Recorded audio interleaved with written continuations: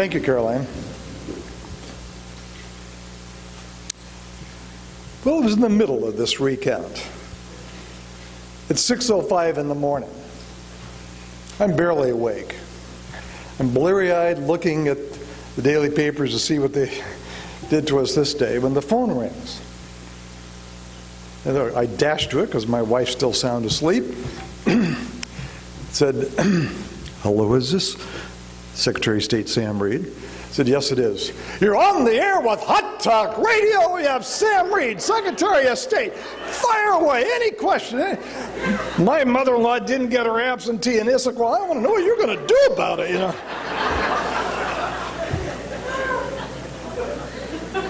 Well, I believe in transparency in government, as do the other recipients tonight. At the conclusion of the press conference that called for this recount, which was supposed to last for 15 minutes, it lasted for an hour and a half. As they're getting ready to leave, I said, "Wait a minute, one more thing. Anytime you have any question about this, call me." Unfortunately, they did, right? Day and night. But as the other recipients can tell you this evening, if that's what it takes to gain public trust and confidence, if that's what it takes for people to feel that they know what is going on, and it fulfills the public's just right to know about their own process, then that's what we need to do. Same time, I call for this recount that I was announcing in that press conference.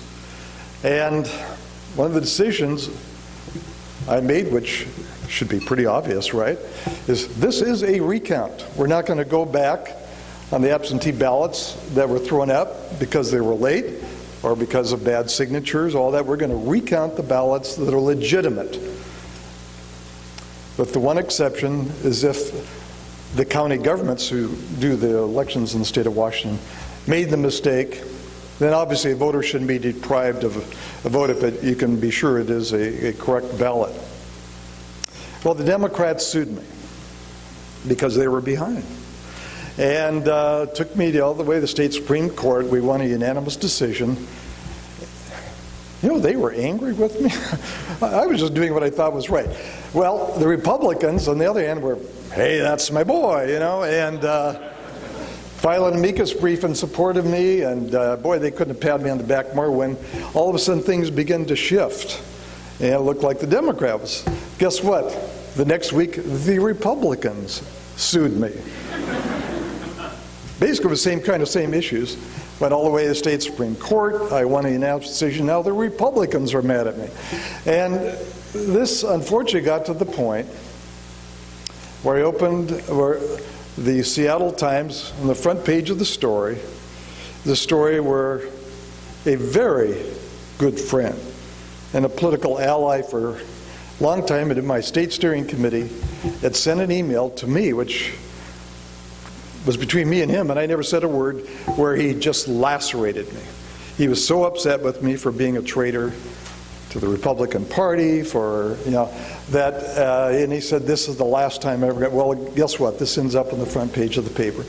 So the reaction of people was, you know, how can you do this?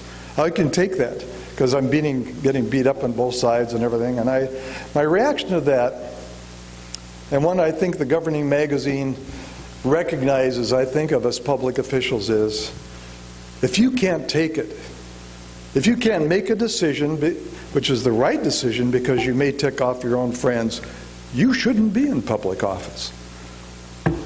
I'm very fortunate, and there are a number of my friends here from the state of Washington very fortunate, that when we started our political careers, we had people like Governor Dan Evans, Congressman Joel Pritchard, people like that who set the standard of expectation of political courage, of integrity, of congeniality, being able to work both sides of the aisle, and if you disagree agreeably. And that, I've been very fortunate, has been something that has helped me to make it not only through this, but also to create the first round up digital archives in the nation, to save the Washington State Library, which was going to be abolished, to go all the way to the U.S. Supreme Court to save our wide open primary system, which really does fit the political heritage and culture of the state of Washington. It's been an honor to serve. And I thank Governing Magazine for this recognition. I also was one of those people who said, "What?" When they called me. I thank my wife Margie, has gone through so much of this, including these phone calls, and friends who journeyed all the way from the state of Washington because they couldn't quite believe I was going to get an award from Governing Magazine. And the next time that phone rings at 6:05 in the morning, I'm going to answer it. Thank you.